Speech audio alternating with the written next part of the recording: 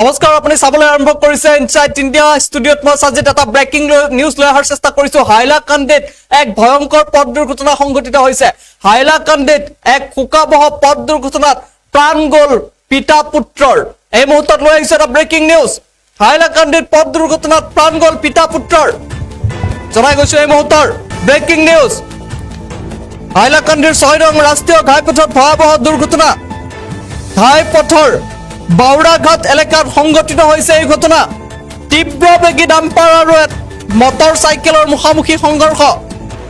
তীব্ৰবেগী ডাম্পাৰ আৰু মটৰ চাইকেলৰ মুখামুখি সংঘৰ্ষত থিতাতে নিহত হৈছে পিতা পুত্ৰ। এক শোকাবহ পথ দুৰ্ঘটনাই জোকাৰি গৈছে হাইলাকান্দি। মৃত্যু হৈছে সালেহ আহমেদ বৰভূঞা আৰু তেওঁৰ ৯ বছৰীয়া পুত্ৰৰ। আমি দৃশ্যাংশ দেখুৱাই আছো। ইতিমধ্যে ঘটনাস্থলীত ৰাইজে প্ৰতিবাদ সাব্যস্ত কৰিছে। ৰাষ্ট্ৰীয় ঘাইপথ অৱৰোধ কৰিছে স্থানীয় ৰাইজে। দৃশ্যাংশ আমি আগবঢ়াইছো। এটা শোকাবহ পথ দুৰ্ঘটনাৰ পিছতেই ৰাইজে প্ৰতিবাদ সাব্যস্ত কৰিছে। উত্তপ্ত পৰিস্থিতিৰ সৃষ্টি হৈছে সমগ্ৰ অঞ্চলটোত। আমি সেই খবৰ জনাই আছো। হাইলাকান্দিত এক শোকাবহ পথ দুৰ্ঘটনা সংঘটিত হৈছে আৰু এই পথ দুৰ্ঘটনাতেই প্ৰাণ গ'ল পিতা পুত্ৰৰ প্ৰাণ গৈছে। আমি হাইলাকান্দিৰ সতীৰ্থ সাংবাদিক আবুল কালাম লস্কৰৰ সৈতে সংযোগ স্থাপন কৰাৰ ব্যৱস্থা কৰিছো এই মুহূৰ্তত। জনাই গৈছো হাইলাকান্দিৰ এই শোকাবহ পথ দুৰ্ঘটনাত পিতা পুত্ৰৰ মৃত্যু হৈছে। ইতিমধ্যে নিহত হৈছে। সমগ্ৰ অঞ্চলটোত উত্তপ্ত পৰিস্থিতিয়ে বিৰাজ কৰিছে।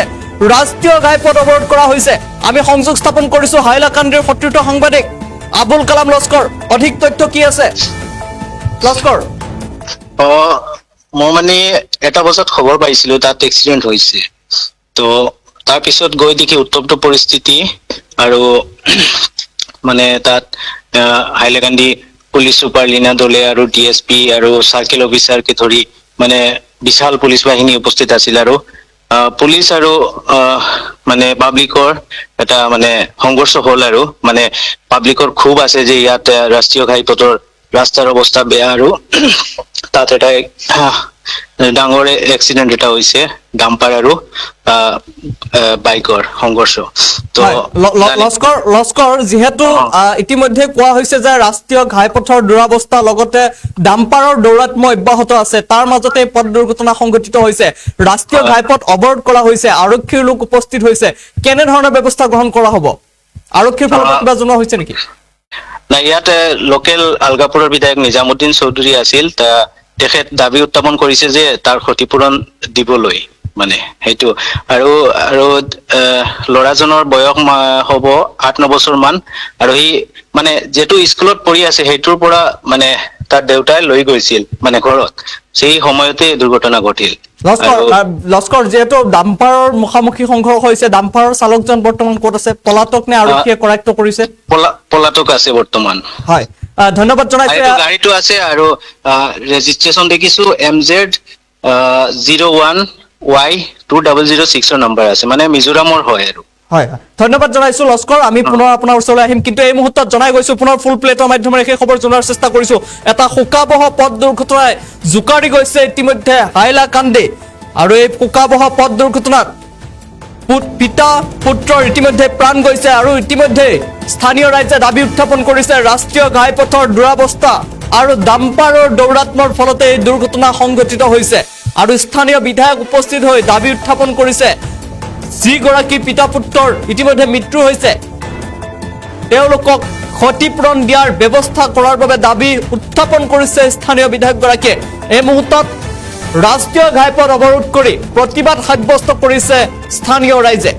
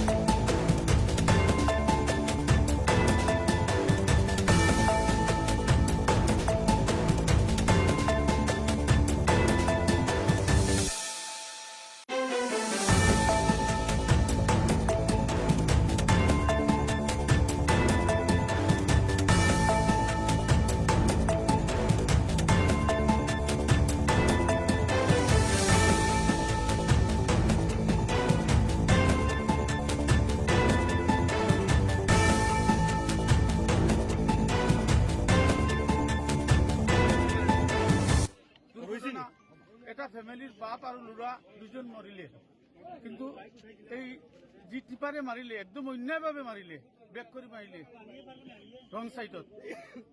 তো কি স্থানীয় লোকে পদ অবরোধ কি দাবি হতো? স্থানীয় লোকের দাবি হল এই ফ্যামিলিয়ে অলরেডি লস পাব লাগে, ফ্যামিলি দুখীয়া ফ্যামিলি পর্যাপ্ত পয়সা পাব লাগে, এইটো হল মূল কথা। আমি আজকে মানে একটা কথা কইতে চাইছি যে আমরা রাস্তাঘাটও 101 টুল গেট আছে, কেন্দ্র গভর্নমেন্টের টুল গেট আছে, আসাম গভর্নমেন্টের টুল গেট আছে। এই টুল গেটের মধ্যে এমবিআই অন ডিউটিত থাকেন। আমরা সাধারণ মানুষে, আমি নিজেও বলা আমার যে রিসিট আছে, একটা বাইক যদি লইয়া যায়, মানে বাইক লইয়া বারণের পরে মাথার যদি হেমলেট থাকে না, তা হইলে 2000 টাকা ফাইন দিতে হয়। আর এত ওভারলোড লইয়া এত বড় বড় গাড়ি কিভাবে রাস্তার উপরে আয়? তো মাননীয় টুলগেট মিনিস্টার, কেন্দ্র মিনিস্টার, স্টেট মিনিস্টারকে আমি মানে অনুরোধ করছি, আবেদন করিয়া সেই কথা কইছি, আপনারা অতি সত্তর এটা ইনকোয়ারি করবা, এটা আপনারা লাগে ইনকোয়ারি করা জরুরি। সালে আহমদ বড় ভাইয়া, বাচ্চাটার নাম আমি জানি না, ক্লাস 3-5 পড়ে, স্কুলটা কি লইয়া বাবা একবার শুনো। দানিশ আঞ্জুম বড়বুইয়া দাবি এখানের স্থানীয় এরা তো মিডিয়া লালি, ও রাস্তাটা দেখো, রাস্তার অবস্থা দেখো, বাইক চালানি যায় না, সব দেখাই দিবা। বলছেন আপনারা সেই